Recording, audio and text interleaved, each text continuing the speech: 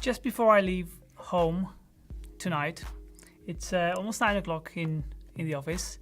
I said, why not share some value with some people? Why not just show how you can build links in the sleep niche? Free links, by the way, links that you don't pay for.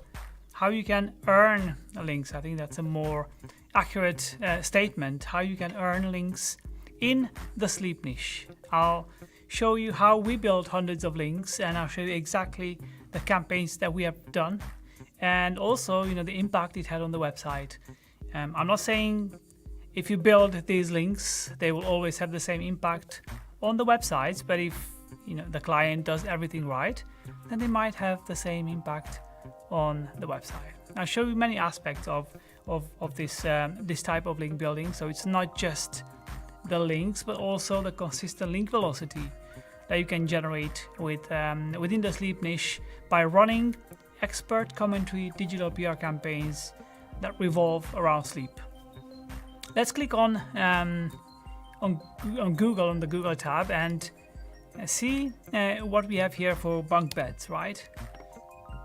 We have the ads, and then we have a few results here. We have IKEA, we have Happy Beds, we have dreams.co.uk, quite big ones, Argos, quite big one. But above IKEA, we have a little known website called Bed Kingdom. And they are selling bunk beds. This is their main product. Like, bunk beds are one of the main products of Bed Kingdom. And they are number one. Well, I'm glad you asked why they are number one. Of course, I don't want to say it's just our work. I'm just proud of the links that we have built for them. But they have done a great SEO aside from our links, right? It's more than just links. Let me just share the screen with you. I'm going to present the screen. Let's see. Share screen. Share screen. I'm going to select this one. And you can see my StreamYard now, I guess. So if we click here on the bunk beds, there you go. I can see my screen on the other, and myself on the other screen as well. So this is how the search results look like for bunk beds, right? Well, we have the ads, as I said. I was presenting the screen without realizing I was not sharing it. It's fine, it happens, right?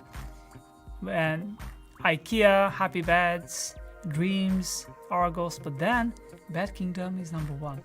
Now let's see what kind of links we have built to Bed Kingdom.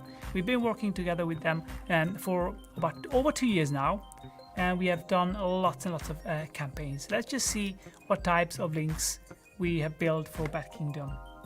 If you look here, there's hundreds and hundreds of links that we built, including Wales Online, Daily Record, Mirror, Express.co.uk, Huffington Post, and hundreds of links.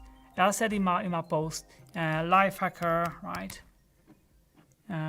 Quite a few LifeHacker ones. We've done like Techradar and lots of other nice ones. I'm going to show you exactly how we've done it, right? I'm going to show you a press release that we have sent out to the journalists, as well as how we are looking for journalists, how we search for journalists, and how we pitch the stories to them, right? Look at this. So we've started working together with Bed Kingdom. We are proud of this work, and Ash as well. Like, hopefully he's proud of what we've done, but he should be proud of what they have built, and not just our links were just a little fraction. I don't want to sound ever like I'm taking credit. I just want to, show how this plugged into their overall, organic and earned strategy, right? So, November 2021 was the first link, and ever since then, we've done lots and lots of campaigns, and we still keep on doing lots of campaigns for them. This is how a link looks like. Expert reveals why you should never let your pet sleep with you in the bed, right? This is pretty cool. Ashley of Bed Kingdom, he said it's mostly fine, right? So this was a campaign about expert reveals why you should allow your pets to sleep with you. Wow, okay. right? And this is how we'll earn, we have earned the links. It's an expert commentary campaign where we put forward Bad Kingdom as an expert in beds and sleep, who shared advice why they think that they should sleep with their animals, right? Let me show you the campaigns that we've done for them. So for digital PR, you can never talk about your products. I mean, you can sometimes, but it will not get you consistent links. What you can do with digital PR is you have to put your clients forward as the thought leaders and talk about something that's not about their products, because journalists will sniff. They are clever people. They will sniff if you try to be too promotional, like our products are going to resolve the world's every problem and the revolutionary Uber of whatever feature on our website has been launched last week. Nobody cares about that. You should write and you should pitch some stories that people care about, that journalists care about. Journalists need clicks to their website, and they know if they write about things that people care about, like, for example, sleep, of course, how to fall asleep, and Sleep Expert reveals top tips to make your bedroom warmer in the winter, a pretty good one, and most well-rested EU countries, and so on. These are the types of campaigns that journalists care about, right? Share something with the press that they love. By the way, these numbers here, these are not the actual delivered links for the campaign, because every time a client buys a campaign from us, we run 3, 4, 5, sometimes even 6 ideas, 6 different angles for them. So we always deliver more than, of course, 3 links. It's usually 10, 15, 10, 12, 15 links per campaign. So we add them together, right? These will form a campaign. And sometimes you have to do that. Sometimes you have to launch more campaigns in order to get the links that you want, right? That you promise for your clients. So this is how it looks like. These are the types of campaigns that we have done. Now I'm going to show you how a expert commentary press release looks like. I'm going to click on this tab here. So this is how a typical press release looks like, that we put in an email and we push it out to sometimes 100, 200, sometimes 500, sometimes even 1,000 journalists. This is how it looks like. No fluff, no, hey journalist name, how are you doing? It's nice and sunny outside. Oh, it was rainy today. Let me share something. Don't go into fluff. Just go straight to the point. They don't have time to read your fluff. You have to go straight to the point. Right?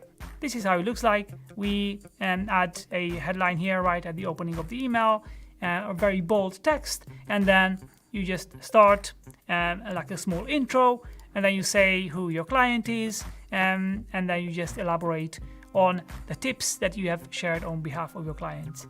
This looks so simple, so basic. It's not quite as simple, because you have to really identify the vibe of the press, right? First of all, but it looks simple, and a few really useful tips, and then you just say, hey, if you will use this story, please link back to our client who provided these insights.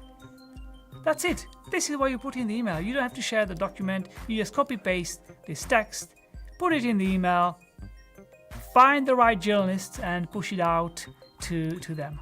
Now, how do you find the right journalist? That's probably everyone's, we have 70 people who watch live now on all platforms throughout, YouTube and LinkedIn, and I think Twitter as well.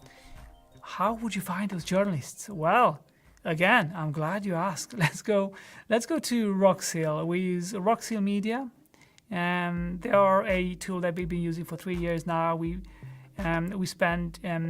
We have quite big licenses with them. We use 2 tools, muckrack.com and Rockseal Media. We pay $120,000 in yearly fees, or a larger team for these 2 tools. But they are brilliant. They are worth the money. Don't panic. You will not have to pay $100,000 if you want to try. Try it out for a smaller team. It's going to be $6,000 a year, something like that. By the way, I'm not selling any. I don't own Rockseal Media. I've been promoting them for 3 years, and I don't own any of them, and I have no interest in promoting them. I just promote them because it's a good tool. So how do you find journalists who talk about sleep? Great. Let's say it's a country specific. Let's say US, United Kingdom client as Bad Kingdom, and all we do is we just say, give me all the journalists who talk about sleep expert reveals. Check this out. We found 27 journalists who are talking about sleep expert, right? If we even delete this, so you can play around with the filters. Sleep expert. 87 journalists, and it's going to show you. If you send a sleep expert, a good sleep expert campaign to Steven, and if it's good, it provides value to him, I guarantee that he will cover your story, right? Because he's writing consistently about these topics. Therefore, he's a very good journalist if you have something to share with him, something useful. Don't just spam, these people with like bad articles, or like not articles, it's not the right word, with bad pitches, because they will not, they are humans and they will not cover it. They will sniff out if something not good. But share something that's useful to the audience, right? Look at this. If you send something to Sarah, I bet if the story is good, she will cover it. And if you're kind enough to her and you ask her kindly, hey, would you mind linking back to our client who provided the insights, Sarah would most likely link back to your client because she appreciates your story. So that's kind of how we do it. That's how we do it. We create something useful, we find the journalist, we push it out, and then we get lots of links to our client's website, right? This is what you can also do. You can react to hay fever, and whenever it's Christmas, you can say how to get your kids to fall asleep on Christmas, the best wake up songs, and let's just see, most popular songs to fall asleep. So can you see this angle? Best wake up songs, but then the other angle, the best fall asleep songs, right? So we just flipped it around. We've done one for the evening, we've done one for the morning, and we ended up on Bloomberg with one of them, and we ended up at Bustle.com with the other one. It's pretty good fun, pretty good fun, and it just, you can just use unlimited creativity to do this. Well, I hope this is helpful. I hope you find this useful. I'm gonna stop sharing now. I think that was my little, 10-minute takeaway before I just leave home. I think my wife is just putting the kids to sleep now, and I will have to. But by the way, putting the kids to sleep, right? It's a good sleep story. How to should you leave office before your kids fall asleep or after? Expert reveals. Let's see if we can make this as a campaign for next week or for this week, right? That would be a good one. So hopefully this is useful. Hopefully you enjoyed these little tips. And let me know if you want me to do more of these, or let me know if you want to find out how to build links in other niches. By the way, there are some niches that are very difficult to build consistent links in, right? They are like, if you try to keep it very niche, then the time to build the links is going to take, is going to be longer. For example, if you want to go like very, SaaS and you or the client are not like flexible or like on the topics, then the campaigns will take longer. For sleep, whenever we get an email in the inbox like, hey, I've got a sleep related website, can you help us with links? So we actually have quite a few sleep clients. We are always like, yes, sleep is amazing. Or whenever we have sleep, fitness, fashion, entertainment, travel, these are like super hot niches, and I can do another video for all of them, even for iGaming, or we have like 300 clients, probably like over 100 niches. So some of them are more difficult, they take longer to earn links, and some of them are not as difficult, like the sleep and the travel and the other ones that I've said. So hopefully this is helpful and insightful, and have a lovely night, and hopefully see you tomorrow with another interesting topic.